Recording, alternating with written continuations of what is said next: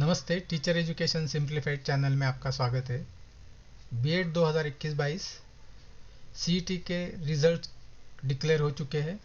अगर आपने मराठी मीडियम से दी है तो इसके लिए ये फाइल ओपन करनी होगी। अगर आपने इंग्लिश मीडियम से सीईटी दी है तो आपको यह फाइल ओपन करनी होगी सीईटी के साथ ईएलसीटी। आइए देखते हैं, ये फाइल डाउनलोड करके रखी है।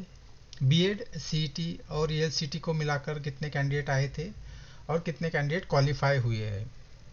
आप देखेंगे कि number of candidate who have scored non zero eligible score, मतलब जिनको सिर्फ 1 मार्क्स भी मिला है वो भी क्वालिफाई है। तो सीईटी में ये पूछा जाता है कि कितने परसेंट मिलते हैं, कितने स्कोर मिलता है तो पास होता है। तो इसमें पासिंग या फेल का नहीं है, एलिजिबिलिटी का है। अगर आपको एक भी स्कोर मिला है तो भी आप इस एडमिशन प्रोसेस के लिए एलिजिबल हो। सिर्फ जिनको जीरो मिला है वही एलिजिबल नहीं, बाकी सारे कैंडिडेट एलिजिबल है। यही आपका मेरिट स्कोर है। जो स्कोर आपको आपके नाम के सामने दिखाई दे रहा है वही आपका मेरिट स्कोर है। उसी के आधार पर आपका मेरिट लिस्ट आएगा।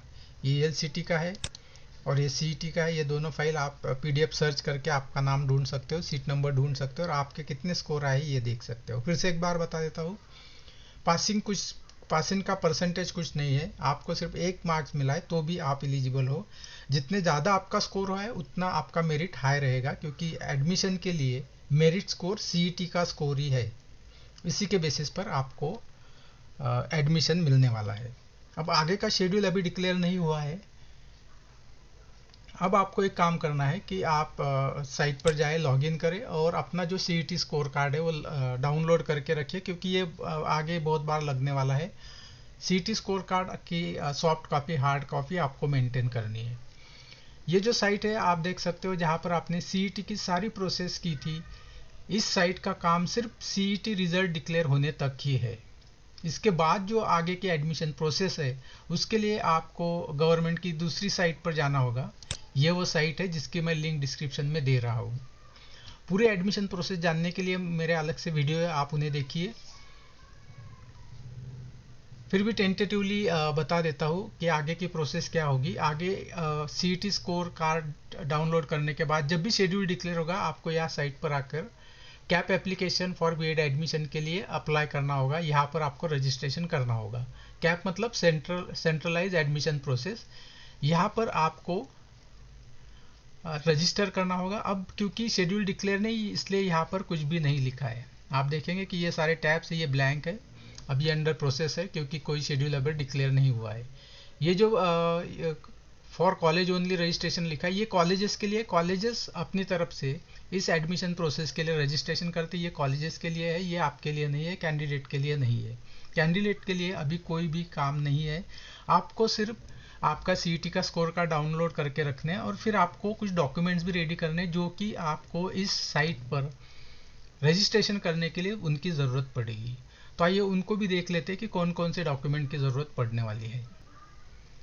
आइए देखते, आपकी जानकारी के लिए थोड़ा उसको क्लासिफाई कर दिया है, क्लासिफिकेशन किया है उसका। तो एकेडमिक डॉक्यूमेंट्स कौन कौन से लगने वाले हैं इस एडमिशन के लिए, ये आपको अपलोड भी करने होंगे और आपको ये मेंटेन भी करने होंगे। एडमिशन के टाइम ये प्रोड्यूस करने होंगे। इसमें पहले आपको सीईटी स्कोर कार्ड अपलोड करना होगा और सीईटी एप्लीकेशन। अगर ये दोनों आपके पास नहीं है तो अभी जब तक साइट काम चल रहा है आप ये दोनों डाउनलोड करके रखिए। ग्रेजुएशन का मार्कशीट और डिग्री भी आपको चाहिए एडमिशन के लिए। अगर आपका पोस्ट ग्रेजुएशन हुआ है तो उसकी डिग्री और मार्कशीट दोनों की ज़रूरत है। और एसएससी और एचएससी के मार्कशीट्स की ज़रूरत होती है। ये चीज़ें आपको बेसिक्स है, ये आपको एडमिशन के समय लगने वाले हैं। अब यहाँ पर एक ये हो सकता है कि कुछ यूनिवर्सिटीज़ का रिजल्ट अभी डिक्लेयर हुआ है, सिर्फ सॉफ्ट कॉपी आपके पास रिजल्ट की है तो, और आपके पास डिग्री नहीं है तो भी इससे काम हो जाएगा। आपकी जो सॉफ्ट कॉपी जो भी आपके पास अवेलेबल है, अगर सिर्फ वो भी आप अपलोड करने वाले हो तो उससे भी काम होने वाला है। लेकिन एडमिशन पे वक्त जब भी कभी एडमिशन प्रोसेस होगा, शेड्यूल में आएगा, तो उस वक्त आपको ओरिजिनल मार्कशीट होना ज़रूरी है। उस वक्त अगर यूनिवर्सिटी ने दिया है तो वो आपको प्रोड्यूस करना होगा। तो ये आप रेडी रखिए डॉक्यूमेंट्स। खासकर ये होता है सीईटी स्कोर कार्ड और सीईटी एप्लीकेशन, आप बहुत कैंडिडेट भूल जाते हैं डाउनलोड करना या उसको प्रिजर्व करना। तो ये आपको सेव करके रखना है ताकि ये आपको अगले राउंड के रजिस्ट्रेशन के लिए भी लगने वाले हैं और एडमिशन के समय भी इसकी ज़रूरत आपको पड़ने वाली है। दूसरे एडमिनिस्ट्रेटिव डॉक्यूमेंट में ट्रांसफ़र सर्टिफिकेट अभी रजिस्ट्रेशन के लिए नहीं लगेगा, लेकिन आपको एडमिशन के वक्त इसकी ज़रूरत पड़ सकती है। ट्रांसफ़र सर्टिफिकेट के बगैर भी एडमिशन आपका हो सकता है, प्रोविजनल एडमिशन हो सकता है आपका। एक बार प्रोविजनल एडमिशन कॉलेज में होने के बाद भी आप ट्रांसफ़र सर्टिफिकेट दे सकते हो। माइग्रेशन सर्टिफिकेट, अगर आपका यूनिवर्सिटी चेंज हो रहा है, आपकी लास्ट डिग्री की यूनिवर्सिटी और आप बीएड के लिए जो यूनिवर्सिटी में एडमिशन ले रहे हो अगर अलग अलग है तो माइग्रेशन लगता है। तो माइग्रेशन भी एडमिशन के समय होना ज़रूरी नहीं है, आपका एडमिशन होने के बाद भी माइग्रेशन की प्रोसेस आप कंप्लीट कर सकते हो। आधार कार्ड, उसके बाद नेम चेंज का अगर कोई भी प्रूफ है तो वो प्रूफ भी वहाँ चाहिए। गैजेट चाहिए, गवर्नमेंट का गैजेट होता है जिसमें नेम चेंज का डिक्लेरेशन होता है। मैरिज सर्टिफिकेट अगर अप्लाइड है तो मैरिज सर्टिफिकेट। और अगर कुछ भी डॉक्यूमेंट आपके पास नहीं है नेम चेंज का, तो आप आपका खुद का एक एफिडेविट बना के दे सकते हो कि आपके जो दो अलग अलग नाम है वो दो नाम अलग है लेकिन व्यक्ति एक ही है। और अगर आपका कोई गैप लास्ट डिग्री से लेकर बीएड एडमिशन में अगर कोई गैप है एजुकेशनल, आपने कोई एजुकेशन नहीं लिया है, तो उस तरह का एक गैप सर्टिफिकेट भी आपको लगने वाला है। लेकिन ये अभी रजिस्ट्रेशन के लिए नहीं लगेगा, ये आपको जब आप एडमिशन लेने जाओगे कॉलेज में तब आपको इसकी ज़रूरत पड़ेगी। उसके बाद अगर आप कोई सोशल रिजर्वेशन ले रहे हो तो इसकी ज़रूरत, इन डॉक्यूमेंट्स की ज़रूरत आपको अभी पड़ेगी जब आपको रजिस्ट्रेशन करना है, क्योंकि जो जिस रिजर्वेशन की आप डिमांड कर रहे हो उससे रिलेटेड डॉक्यूमेंट्स आपको यहाँ पर कैप की जो वेबसाइट है वहाँ पर आपको अपलोड करने होंगे।